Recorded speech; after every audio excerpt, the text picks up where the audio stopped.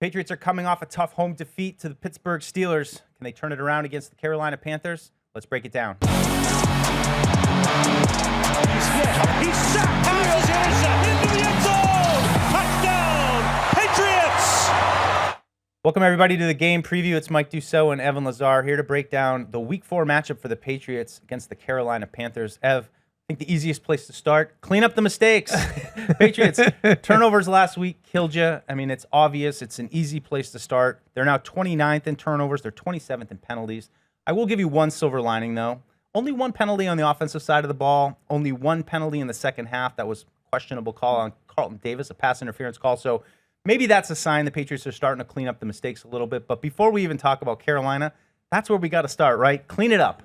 Get your own house in order. Like, that's the number one thing. And I think the most exciting part about it, if you're a Patriots fan, is that you see all the good that this team is doing, especially on the offensive side of the football, where they are moving the ball. They are hitting big plays. They are scheming up good offense. And Drake May is playing pretty well. Like, statistically speaking, he's probably a top 10, top 15 quarterback in the NFL through 3 games. It's a small sample. It's not the best strength of schedule, but the numbers are the numbers. And I think one of the things that Mike Vrabel said way back in January is, can you take advantage of bad football? So as much as we can sit here and say it's the Dolphins, it's the Steelers, it's the Raiders, the Patriots the last couple of years weren't able to even take advantage of those types of teams. And so the fact that the offense is showing signs of life is really positive. But when you fumble on the goal line and you throw a pick in the interception, that takes 14 points directly off the board. You can't have mistakes like that.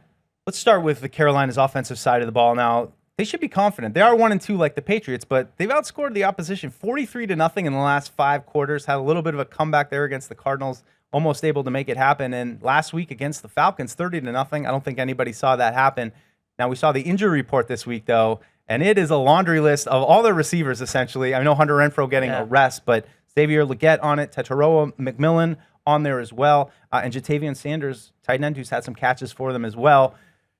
I'm looking at these injuries and thinking, is this the right thing at the right time? But still, I think the Patriots are going to have some challenges with Bryce Young. Yeah, Bryce Young is really, to me, I've used the comp before, righty Tua, right? This is a guy that wants to throw the middle of the field, and he wants to get the ball out of his hands quickly. So if you can force him to make the throws that you want to concede to him, those deep hole shots and the downfield throws outside the numbers, if he's going to make those throws on Sunday, like Tua kind of did to them the first 3 quarters in week 2, you tip the cap and you say, hey, like that, he made some good throws, good for him. But if you let him live on those in-breakers into the middle of the field, the dig routes, the slants to Tet, like that's on you. Like that's something the Patriots absolutely have to take away this week and get them to have to throw the ball outside the numbers, which is not where Bryce Young wants to live. So I think there's a clear blueprint, which is good for the Patriots. He's also, not the best against the blitz. Some of that I think has to do with his height and his size against the blitz. So there are some things that the Patriots can do, I think, to give Bryce Young some problems. Now it would sure help Christian Gonzalez. We're thinking he might be back this week, hinting at it during practice. We don't know exactly what we're going to see from Carolina's receivers, but I think anytime you can get your best player on defense back in the fold after missing 3 games, it would be a huge boost for this Patriots defense. And maybe just give them that little bit of a fresh set of legs, fresh set of eyes, a little bit of renewed energy on defense. Yeah, absolutely. And I think what the big thing, this goes back again to what they were saying in March and April when they really wanted to play a lot of man-to-man coverage. And the advantages that brings to just open up the front 7 to then do some different things in the pass rush. And it's not that the Patriots pass rush has been bad, but I think there's another level for the Patriots pass rush that maybe with some more exotic blitzing and spinning of the dial, because you have these 2 corners on the outside that you trust to play man-to-man on an island, that can really create a lot more havoc for this defense than what we've seen over the first 3 weeks. So it's a trickle-down effect too, who's playing the opposite side of Carlton Davis, but also who's then playing in the slot, and how do you cover tight ends, and like all these different things that Christian Gonzalez being back can really free them up to maybe move some guys around outside of Gonzalez and allow them to kind of slot into the proper places on the depth chart. Now, flipping it over to the other side of the ball, there is some talent there. Derek Brown, we've been watching him all week, just tossing guys around. J.C. Horn, cornerback, really liked coming out.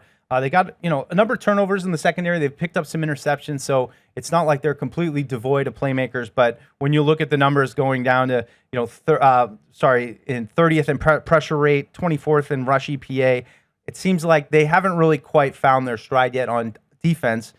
Might present some opportunities for the Patriots for a balanced attack. Can we get Ramondre Stevenson back on track after his 2-fumble week? Right, and like you said on PU this week, they only have 1 sack all year in 3 games. So they do not have much of a pass rush, and their defensive coordinator has really had to scheme up pressure as a result. So I think that you're going to have some opportunities in the pocket with Drake May because he's going to have some time back there to make some throws. Derek Brown is an animal. I love watching that guy play football, and him versus Big Mike and Morgan Moses, that's my kind of party. Like, that's going to be a physical heavyweight battle that's going to be really fun to watch in the trenches. But outside of him, their run defense is a little bit leaky. If you run away from Derek Brown, I think you're going to have some success on the ground, and Drake should have time back there. Like, this is not a pass rush like the Steelers where you have Herbig and Watt and Hayward and all these guys coming off the ball there. I think they're going to have some opportunities to throw the ball down the field in this game. Yeah, DJ Wanham, another guy who's had some pressures, but he was out of practice earlier this week. We'll see if he's able to go.